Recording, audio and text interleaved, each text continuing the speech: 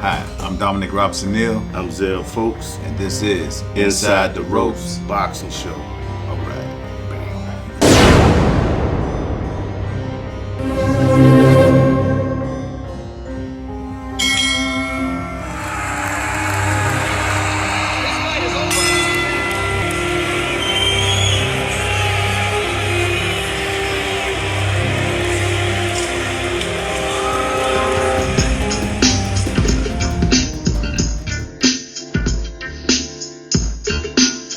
We're gonna kick it off with what's the new fight coming up? Haney and Garcia. What you think about that fight? Well, it's a good publicity fight. It's gonna be interesting. The press conferences, all the hype around the fight. But to be honest, Devin gonna whoop him. Yeah, Devin, too technically sound. Devin has been in with the far better opponents. His resume. Let me turn my phone down. His resume is a whole lot better than Ryan's. You know what I'm saying? Ryan really haven't fought nobody. He fought Tank Davis. Now he fought Tank Davis and Took a knee. he quit. No, he didn't take a knee. He quit. Call it like it is, bro. He quit. So you gotta look at it that way. But it'll be an entertaining fight all the way up to the fight until you can do it. You can say what you want outside the ring. You can say what you want. It's in the street. But once you get in that square circle, you can't hide nowhere. It's just you and the other man. When you say the better skills and better prepared for the fight, meaning what? Well, Devin fundamentally sound. Devin by far has better boxing skills than Ryan. You know what I'm saying? And in this sport, and there you gotta be mentally prepared. You know what I'm saying? You can be physically fit, but if you're not mentally prepared, that's not the sport for you. You know what I'm saying? Sometimes guys psych themselves out before the fight. That's what I think Ryan doing now. He's psyching himself out. He's really having self-doubt. And we all get that. All fighters get that. I used to get it too, thinking, man, what if this happened? What if that happened? We'd be overthinking. But, you got to know how to control those emotions and, get the job done. All right.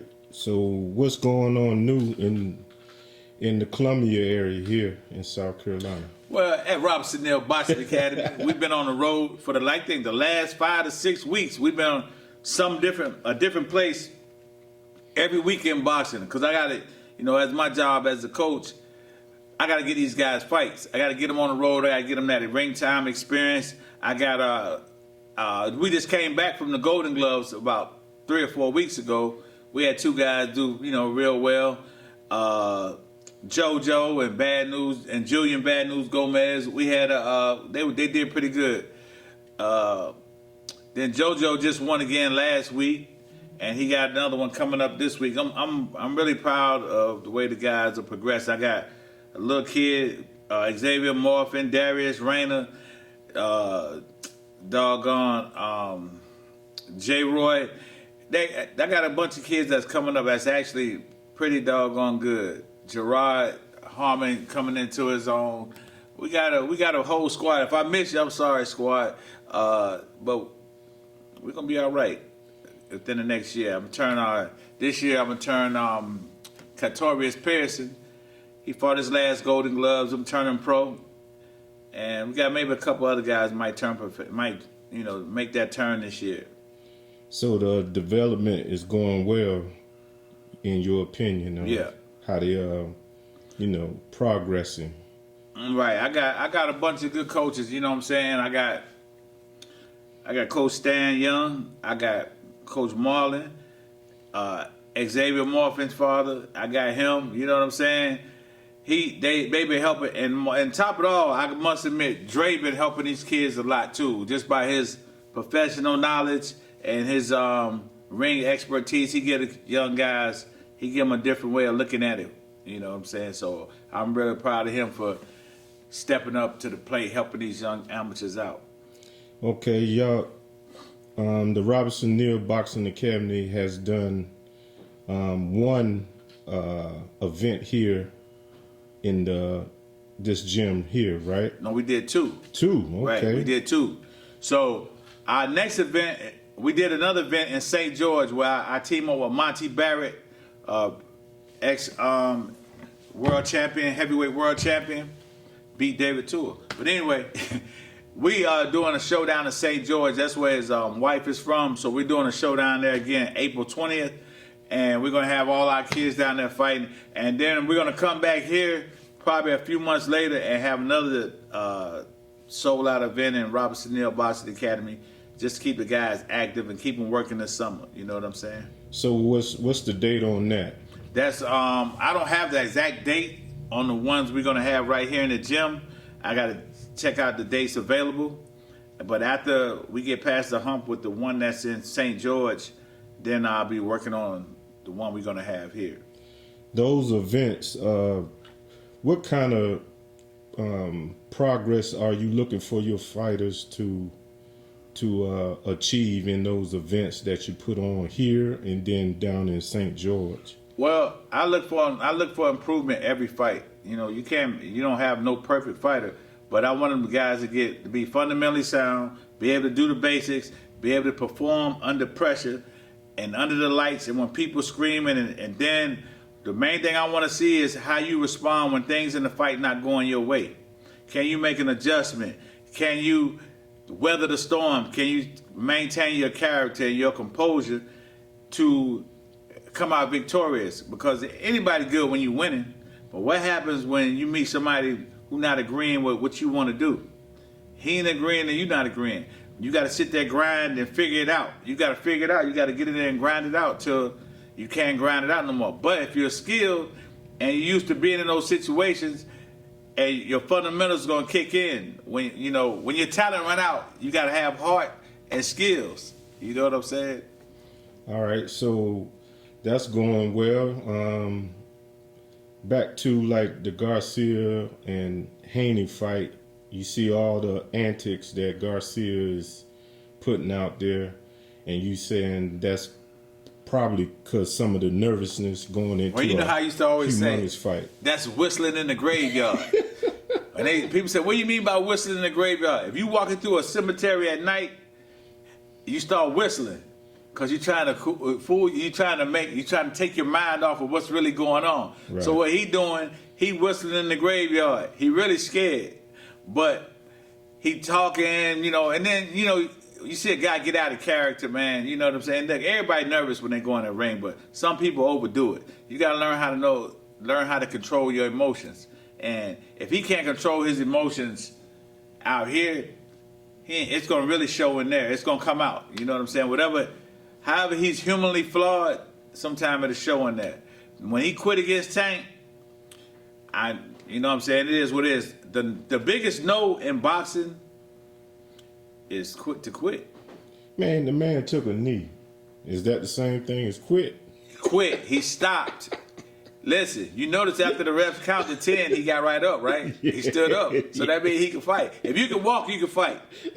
You know what I'm saying? If you can walk, you can fight.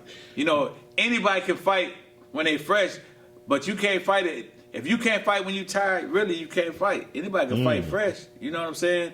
How you going to be when somebody take you to them dark places? When you get to them dark places and your mind gotta go sink or swim or quit or keep going. Everybody ain't built for that, man. That's that Ranger mentality. That's that Ranger mentality. Everybody ain't built for it, bro. I'm telling you. That them dark places will tell you a lot about yourself. That ring, that square, it's gonna tell you a whole lot about yourself. What you built like, what kind of character you got. It is what it is. All right, I got a question. Speaking about Tank, is that fight with him and Martin really a fight, or is that just... Well, bro, you know what? Until I see it actually posted on BoxRec, I won't believe it. Because you never know. Frank say one thing, Tank say something else. So until the fight actually happened, man, you never really know. You know what I'm saying? So I like to see it. That's a good, interesting fight. I like to see it. Why you say that? Because you got two young cats. They're going to be Frank not coming to lay down. And they sparred each other before. Oh, I didn't know that. Yeah, they sparred each other before. Frank said he did well in the sparring. Even though sparring really don't mean nothing as far as if I can beat you. Let me tell you why about sparring. In sparring, right, there's no no pressure on you to win rounds, right? You might be in shape for a fight. I'm not in shape for a fight. I'm just giving you some work. So if your fight is close, you should be getting out on me if I don't have a fight. You understand what I'm saying? So because you're getting in fight shape. So just because, and then when you're sparring, you're supposed to be working on things. Not going out here to see if you can beat somebody up, because you're not getting no money for sparring. So all these guys out here talking about, oh man, you saw what Tank did. Man, Tank was 20, Devin was 16.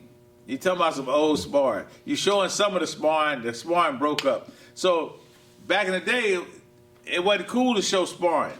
What went on in the gym stayed in the gym.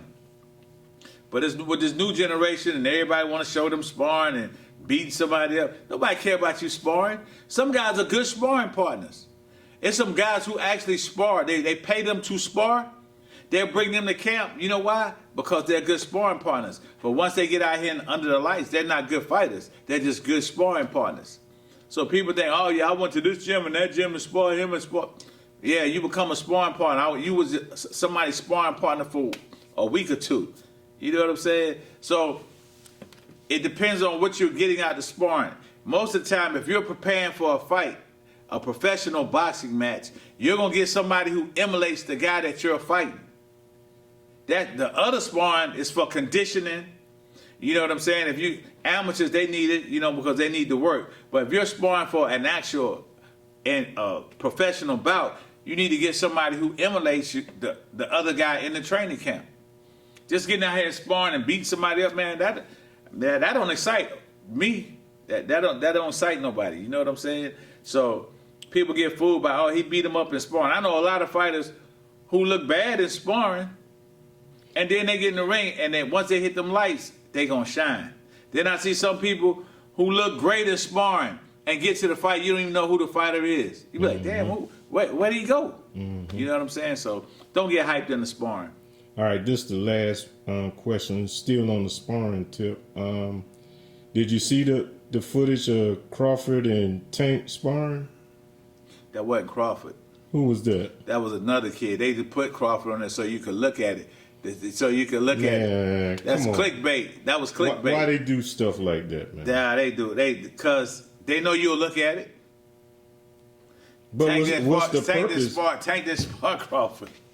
Okay, what's the purpose of that, though? They trying to get views, bruh. The dude who put it out, he's just trying to get some views. So,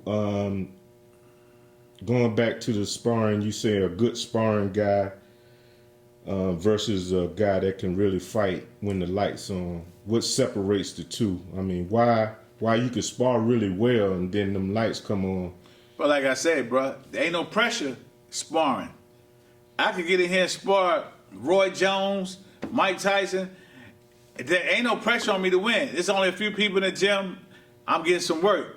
But now you take me to walk in that arena, and I got to walk, like Ric Flair said, walk down that aisle. I got to walk down that aisle. With all them people looking. Now, this is real. Okay, so listen. In sparring, you have on headgear, 16-ounce gloves or 18-ounce gloves, right? Mm-hmm. If I start beating you up real bad, the coach going to step in and stop. Or if you beat me up, whatever, however it's going, the coach going to say, all right, we can work. The coaches can coach you, stand up on the ring and coach you. Everybody, you know what I'm saying, you're having a good time sparring. But at the fight, you got on 10-ounce gloves or 8s, no headgear. Your fists are wrapped. Mm-hmm. Your adrenaline is flowing. You getting tired quicker because your adrenaline is flowing. You know what I'm saying? So it's a big difference. So everybody not built for that limelight. Everybody not built to be out front. You know what I'm saying? Everybody ain't David Ruffin. Some people got to be Otis. They got to be in the back. You know what I'm saying? Everybody ain't built for it. Everybody ain't made to be lead singer. That's why you got background singers. You know what I'm saying? But all right, I just want to say this has been another episode of Inside the Ropes. We're going to be back. We took a little vacation. But I want to thank all my coaches, Stan, Marlon, Coach X, doggone Dre, the whole crew. My boy Dwayne that come in here, I want to thank everybody. Thank all the people who come and support us. Keep supporting the Robinson Neal Boxing Academy. We make champions. who don't like it, it is what it is. And I know people don't like it and be hating. I don't care. You know what I'm saying? You better hate out there. But anyway, thank my boy Zell for promoting and producing the show. And until next week, we want to say what I want to say. Thank you, and see you next week.